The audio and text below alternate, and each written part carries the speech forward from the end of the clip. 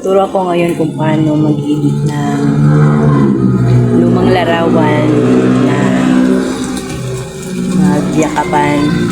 Lalong-lalo na yung mga mahal natin sa buhay na matagal nang namayapa.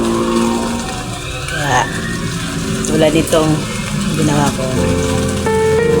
Kaya ka po ang aking kapatid.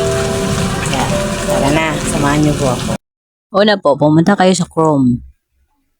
At i-type nyo po ang Pixverse V2.5.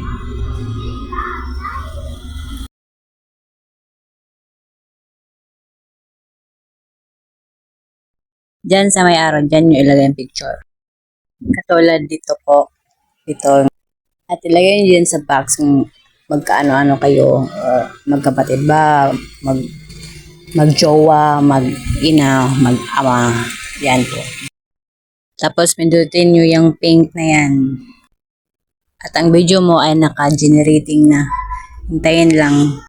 At pagkatapos ay i-download mo na. Yan lang. Dali lang siya.